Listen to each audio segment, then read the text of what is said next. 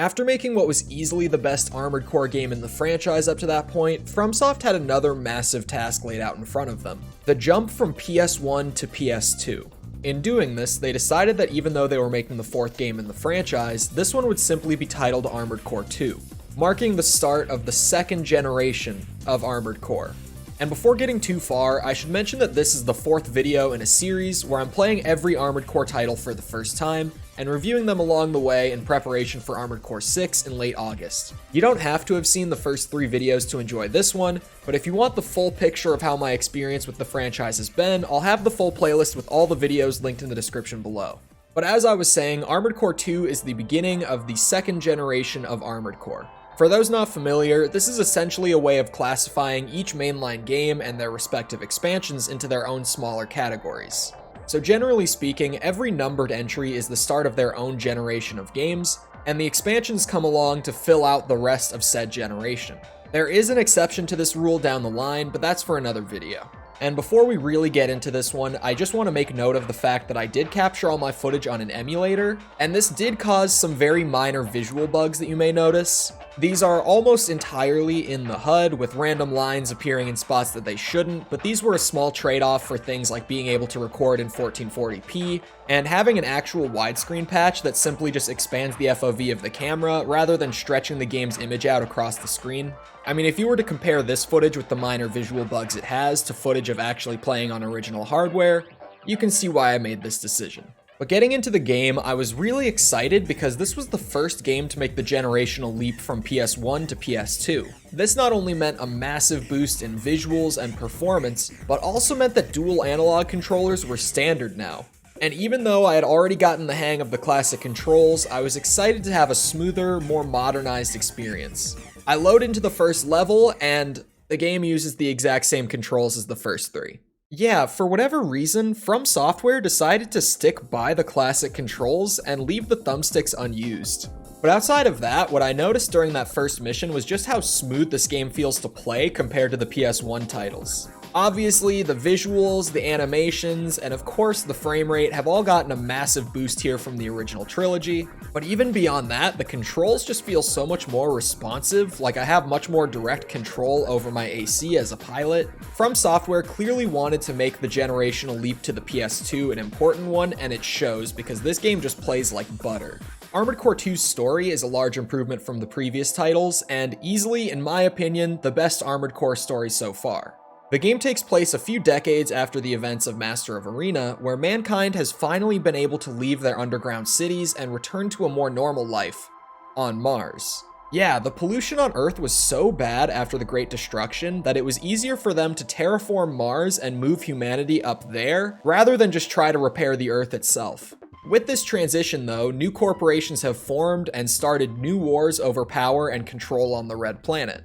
You, of course, are caught in the middle of this power struggle, playing as yet another Raven for hire, just taking jobs for whichever corp is willing to pay you for it.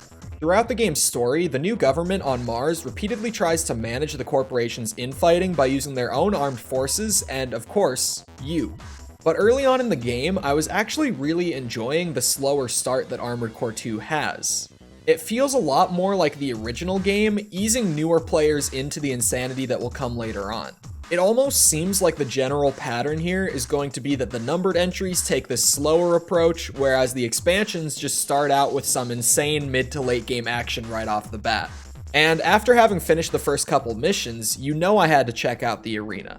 And there are a lot of improvements to speak of here as well. Starting out, rather than just having small blurbs of text about the gear the AC uses, these little bios actually give you information about the character of the pilot themselves. And some of these are really endearing, like Count 1, AC number 1111, rank 11 in the arena. He's obsessed with the number 1 to the point where he even intentionally holds the 11th rank in the arena because it has twice as many 1s compared to first place. And speaking of that coveted first place rank, Armored Core 2 gives a new title to the number 1 arena pilot, the Ninebreaker. I had to mention this in the video just because it's such a nice callback to the fact that Nineball was the number 1 ranked AC from the time the arena was conceived until the end of the events of Master of Arena. And some of my opponents in the arena in Armored Core 2 were so much more unique compared to the previous games. I had some opponents who would fly themselves out of bounds trying to put distance between us to fire missiles, or some that would have special launchers that disabled my lock-on systems for the match. Just generally really cool stuff that made each fight feel completely different from one another. Something that happened to me a few times in AC2 that never happened in previous titles was that my opponents would run out of ammo for their weapons. I'm not sure if ammo was ever being tracked in Project Phantasma or in Master of Arena, but I'm willing to bet that it wasn't just because of how noticeable it was here when they started to run out.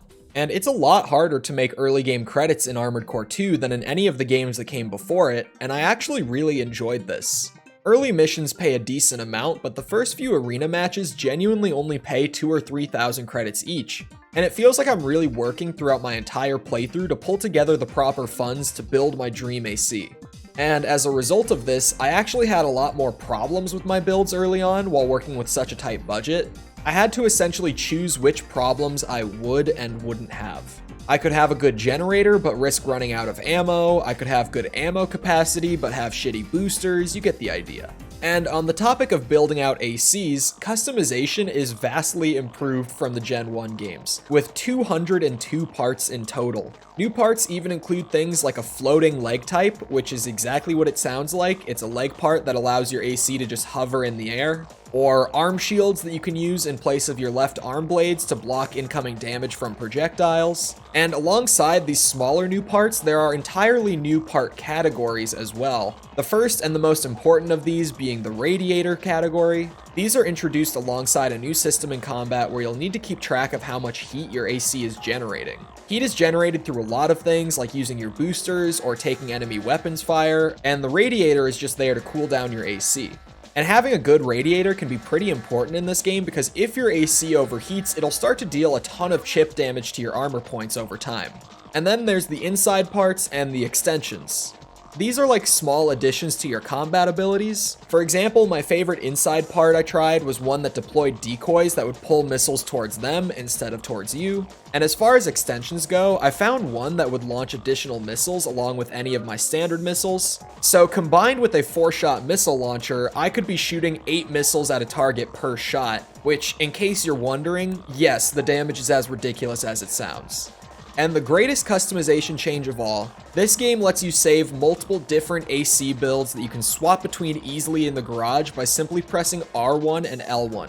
There is a maximum of 3 ACs you can have saved at one time, but this was still an awesome addition for my playthrough, as I ended up making 3 different builds that I really enjoyed and swapped between them as I felt like it. This is such a huge quality of life addition, and I really hope that this is a standard for the rest of the series, because I'm personally someone who likes to change up my builds a lot and play around with new things, so this was just massive for me.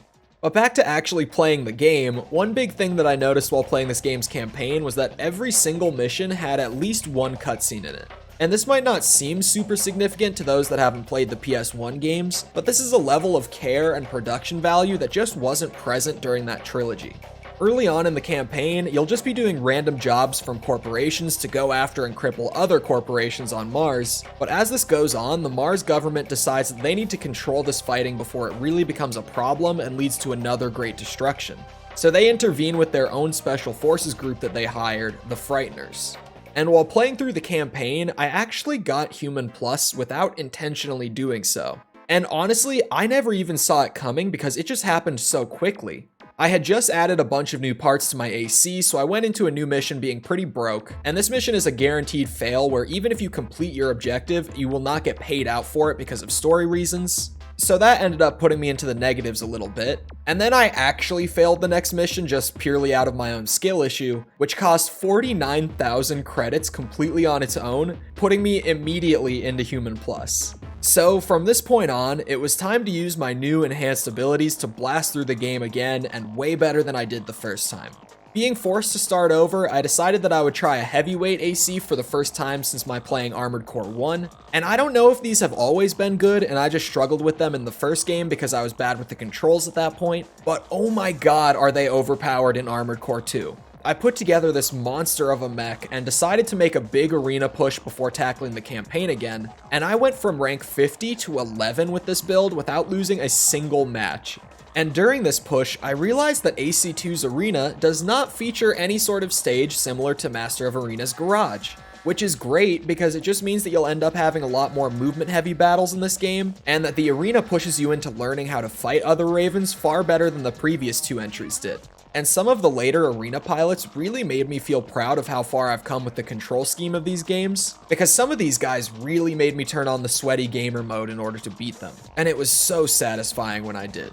While I was starting to get up into the top ranks, I got an email from another high-ranking arena pilot telling me that I'll be happier if I stay in the lower ranks, because if I go any higher, he'll notice me.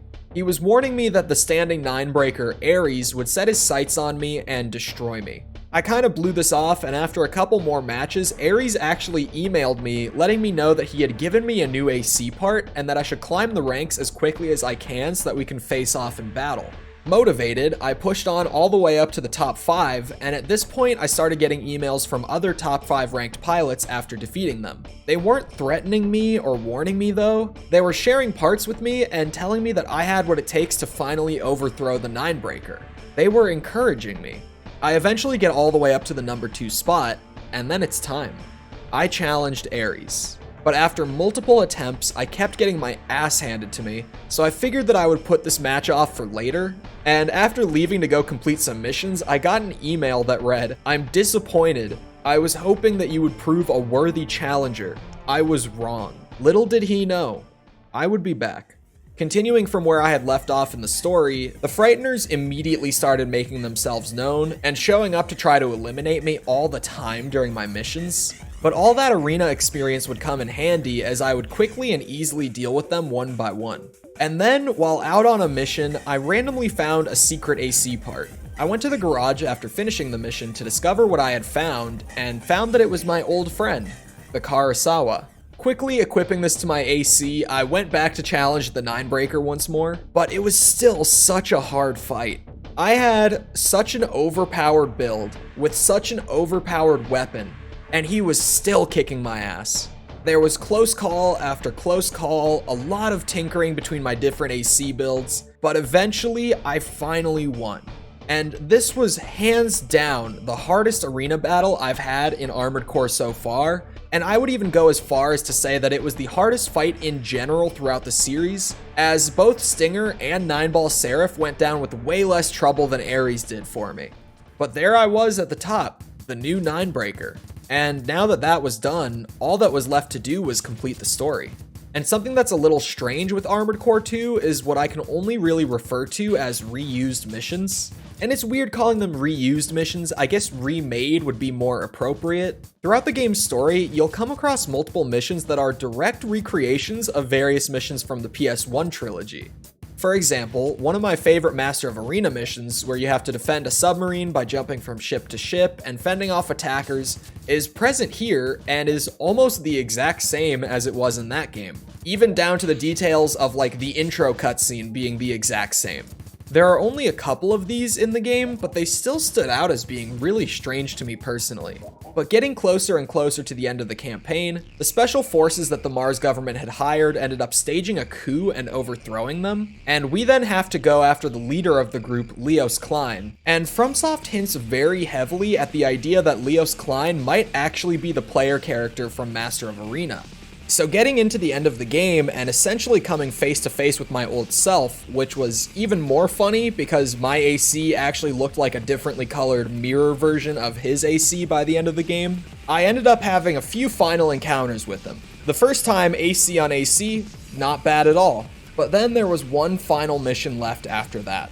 And encountering him here was by far the easiest final boss of the franchise so far. This is not only the only final boss that I've defeated on the first try in this franchise, but it also took me about 15 seconds to do so. But wait! There's more! FromSoft was up to their old tricks again, and it was time for a transformation into the second phase of the fight. And this was much better. It took me a whole 30 seconds to get through this part. That being said, Klein wasn't entirely disappointing because the implication of him being your character from the previous game, along with just how cool he actually is, making use of ancient technology left behind by an ancient civilization on Mars, which is a whole part of the story I'm not even getting into in this video. But point being, he was still a really cool and fun boss to encounter, even if he was disappointingly easy in the scope of the franchise. And overall, I know I'm starting to sound like a bit of a broken record with this one, but this is just the best Armored Core game so far. And the generational leap was so massively important for this franchise, taking a huge step towards a higher level of polish, and just being a much longer and slower paced entry in this franchise means that there's a lot more meat on the bones here than in either of the previous couple of games. So all up, I'm going to give Armored Core 2 a 7.8.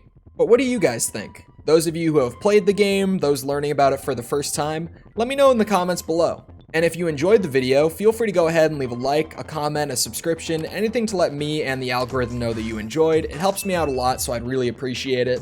And hey, if you enjoyed this video and you haven't seen them before, then you'll definitely enjoy the rest of my Armored Core videos, so I'll have them linked right here on screen.